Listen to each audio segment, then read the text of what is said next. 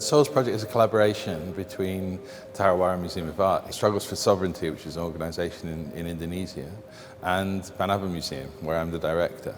And it came about really through the combination of those three places and the different histories that they represent, starting to think about what they had in common. And one of the basic things we have in common, like all humans more or less, is that we walk on soil.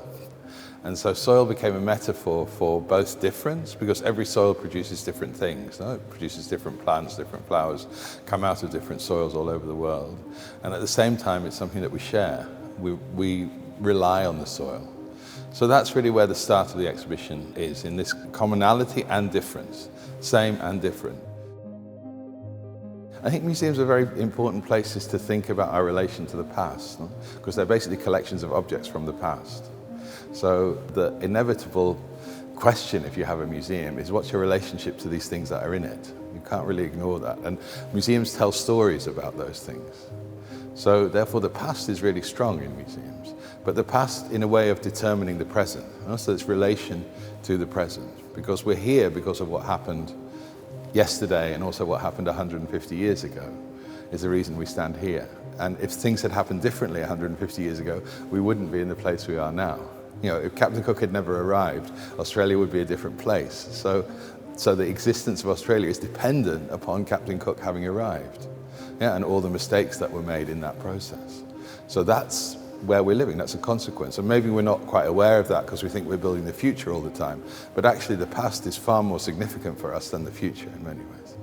So I think museums are a place where you can talk about that past. Now here in Australia, but also in the Netherlands and also in Indonesia, the biggest event really that impacted the past is colonialism. That determined all our relations. It determined the ideas of, you know, who's a better person, who's a worse person, who can be ignored, who can speak.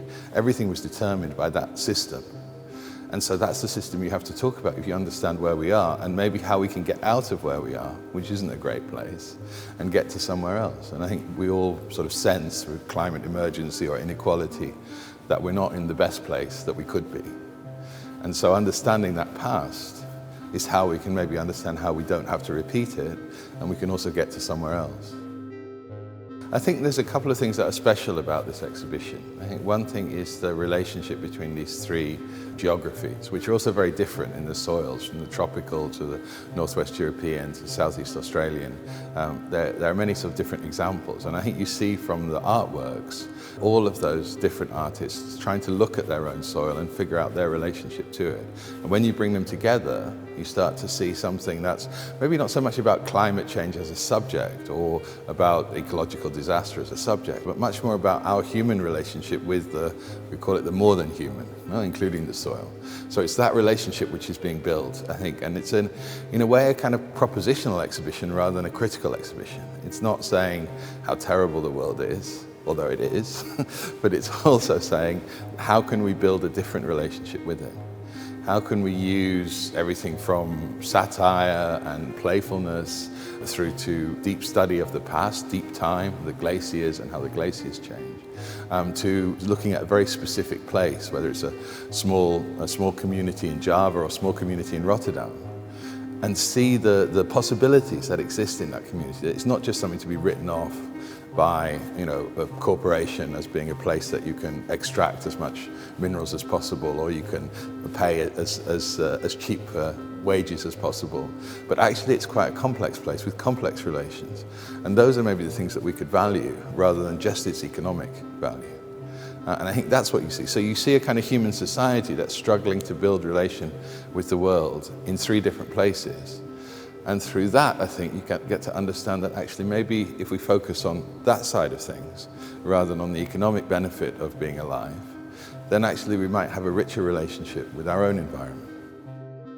And so I think that it is quite urgent to try and rebuild our relations.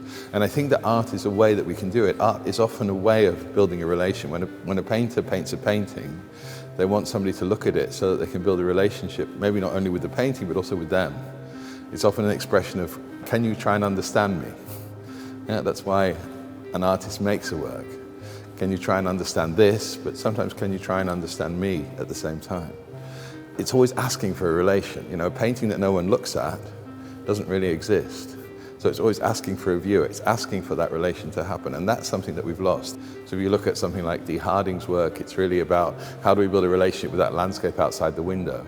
And do we see it through our own eyes, or can we see it through somebody else's eyes? Do we have the capacity to see something through someone else's eyes? That's what it asks.